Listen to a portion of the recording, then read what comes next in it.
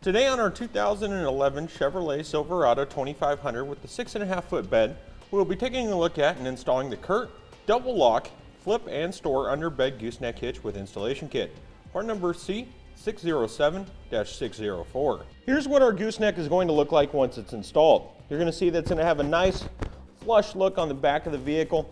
Everything is going to be low profile, down in the corrugation, and you'll even have a cover over the top when you don't have it in use and when it's in the stowed position.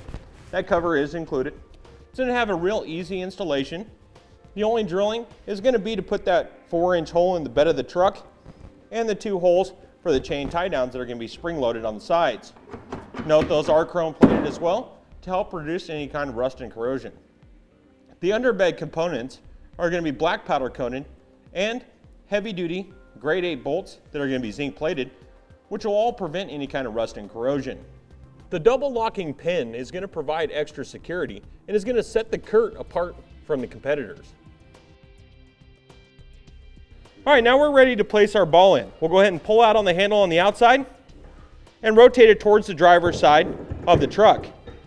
That'll lock it in place so we're able to pull it back out or flip it over single-handedly with a one-person operation. When you're ready to stow it, you just flip it over like so, and you can retrieve it with the handle. Let's go ahead and put it in place and lock it in with that double pin. We'll rotate it back towards the back and let the pin slide in. You can see it's going to be nice and locked and secured. That 2 5/16 ball with 30,000 pound weight capacity isn't going to go anywhere. We'll go ahead and pull it back out so we can flip it back over into the stowed position. Rotate it over. Notice that it's going to slide in where the pin's at on the side. Pull it out, drop it down, and then send the pin in. Now it's going to be nice and stowed away. We'll go ahead and get our cover and put it over the top. Now let's go ahead and see how it's installed. First thing we're going to need to do is remove the spare tire, and we've already gone and done that. So next we'll move on to removing the wheels for video purposes so it can be easy to see what we're doing. Now we'll go ahead and remove the spare tire heat shield that's located right here. I've already gone and loosened it just a little bit so it'll be easier for us to pull them out. We'll go ahead and pull them out the rest of the way. There's going to be 2 bolts that secure it.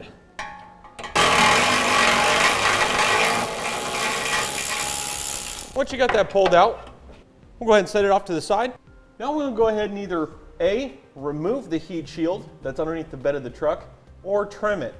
Now we are going to end up trimming this one right on the edge of the crossbar, right there, and up near that rear support so we can place up our gooseneck. Let's use a pair of aviation 10 snips.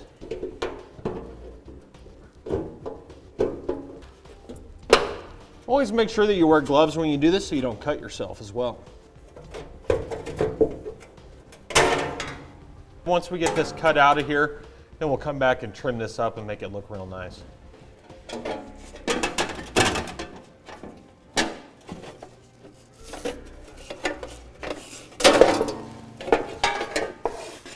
Go ahead and take that down, and we can toss that since we're not going to be reinstalling it. Now we'll go ahead and take a 1/2 inch by 13 tap, and we're going to tap out these threads just because they've been powder coated, and we want to clear out those threads so when we get it up in the truck it's going to be a real easy installation for us.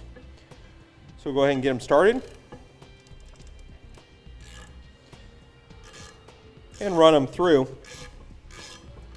all 12 mounting locations.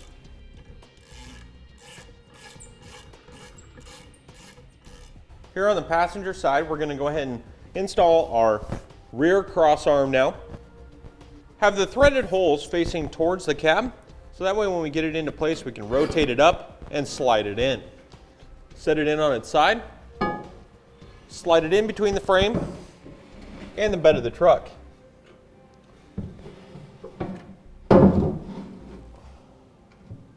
Rotate it up and into place. Once you have it rotated with the threaded holes on the bottom, you'll be able to slide it back. Now we'll go ahead and slide in our front crossbar. Now our front crossbar is going to have a notch cut out to go over the urea tank or the fuel tank.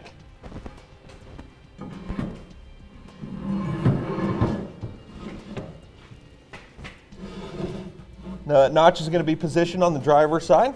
So once we have it slid in, we'll go back underneath and put that upright just like we did on the back one. Now on our passenger side, we'll just take our passenger side bracket, instead of have the gussets facing towards the outside, and slide it up into position to see where we're going to be fishing our wires through and our mounting points. We're going to have a mounting point here and here at the back. You can see how it's all going to line up, and you'll have your bolts that'll go through here to secure those side plates to those crossbars, and 2 bolts coming through the frame securing it, with this being the access hole here to get your hardware in. Let's go ahead and get our hardware in. We'll go ahead and take our pull wire and feed it back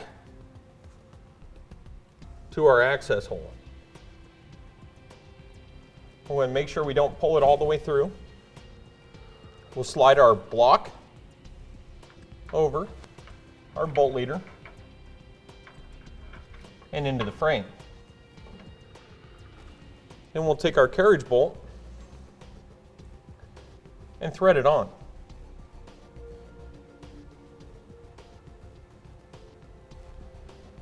Once you have it threaded all the way down, go ahead and push it into the frame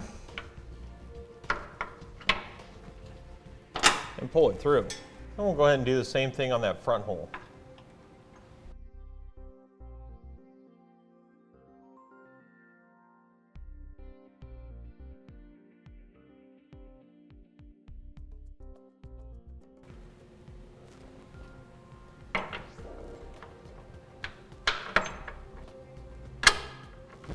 There we go. Now that we have those both through, we'll go ahead and pull off the pull wires while we're holding on to it. Make sure that you unthread them because we will need to use these on the other side. And everything we do on this side is going to be the same on that driver's side.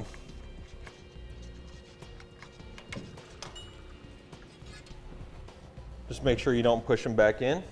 I'll put our side bracket up into place. Or you can leave your pull wires on until after you have that done. But they're going to be a little tight getting through there if you have the pull wires still attached.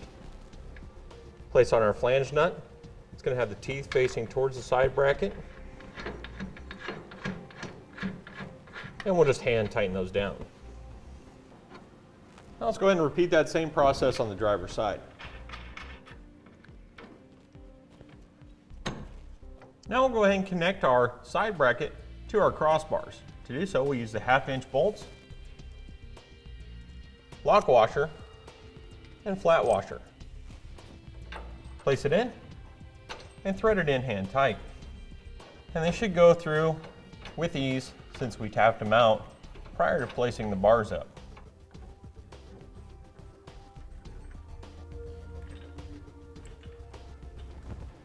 Now we can go ahead and place up our center hole template. You can see that has an arrow and an F, so an arrow and the front crossbar. So this will actually sit up in place like so. We'll use those same 1/2-inch bolts to go ahead and hold that template in place on the inside of the crossbars so we can pre-drill that hole. We'll line it up with that hole, place in our bolt, and push this side up, line up the hole, and place in our bolt. We'll go ahead and thread those down so they don't move. And that'll be our center hole pre-drill template. Go ahead and take our 1/4-inch drill bit, place it in the template, and drill it out.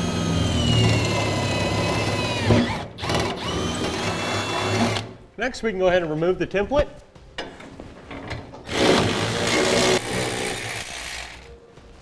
And cut our 4-inch hole.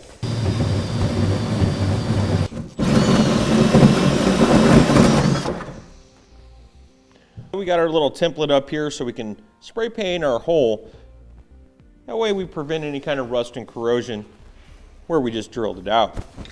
Let's go ahead and give you a tech tip here. It'll be a little bit easier to get everything into place if we remove that exhaust. So all we're going to do is drop it down by lowering these hangers located here and directly in front of the crossbeam here.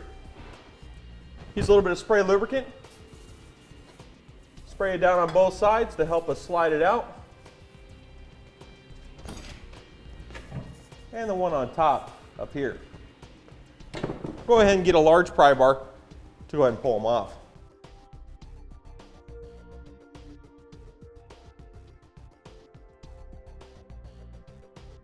And here's how our center section will get raised up into the bed of the truck.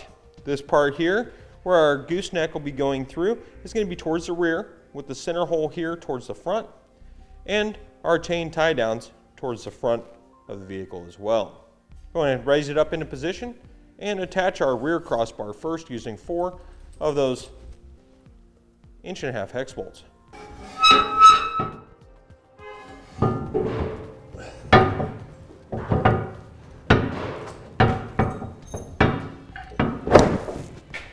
All right, we'll go ahead and put 1 bolt in just for safety measures on that back side, followed by the other 3 to secure that back rail to our center section.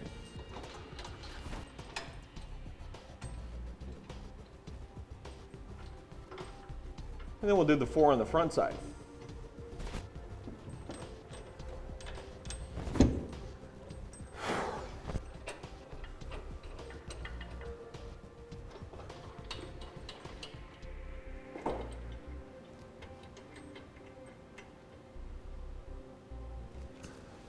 Now before torquing, we're just going to make sure that it's centered up in our truck bed. Now we're ready to go ahead and torque to manufacturer specifications. First step in torquing to manufacturer specifications, we're going to go ahead and tighten the ones on the inside first, connecting that center section. Then we'll go ahead and torque those, and then move out from there.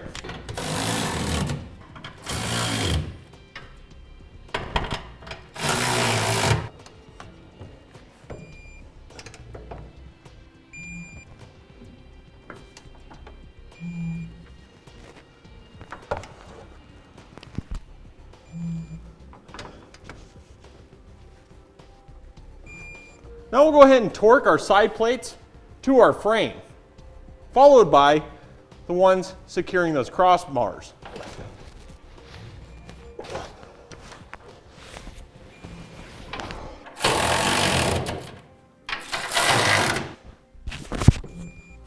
Now we'll go ahead and drill out our holes for our safety chain tie downs. We're going to use the inner slots on both sides, and we're going to drill through straight in the center.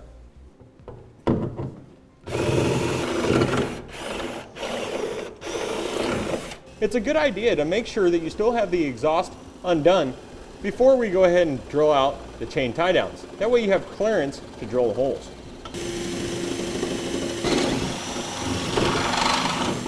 Now we got our holes drilled for our safety chain tie downs. We'll go ahead and put our U-bolts through. Make sure that they have enough play there that they're going to be nice and easy going up and down and not catch. You'll also notice that it's going to be on the inside of the corrugation, so when you place items in the bed of your truck, they'll slide right over.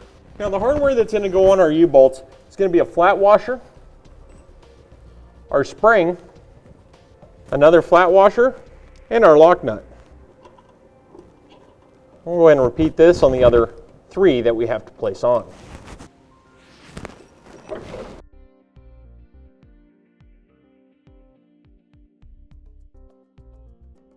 Go ahead and tighten them down to where we have the blue lock of the lock nut a couple threads in.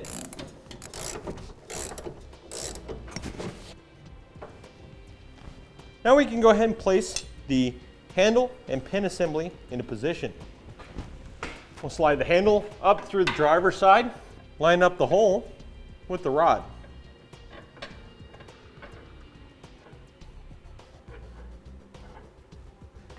Go ahead and place on your flat washer. Once you have the flat washer on, we'll go ahead and place in the pin, making sure that the whole side is on the top and all the way inserted. Next, we'll take our spring and our flat washer and put them into position.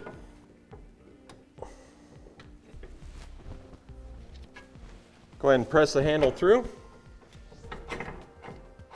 until your holes line up. Place through the small bolt and the lock nut.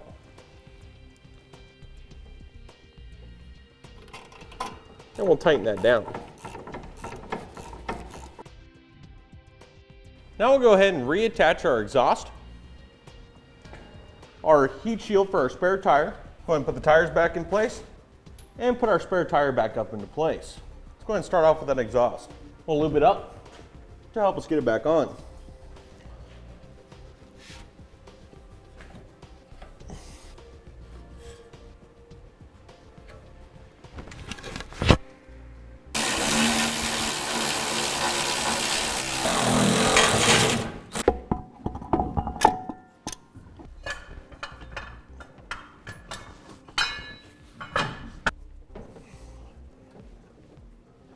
And that will do it for our review and installation of the CURT double lock flip and store under bed gooseneck hitch with installation kit, part number C607-604 on our 2011 Chevrolet Silverado.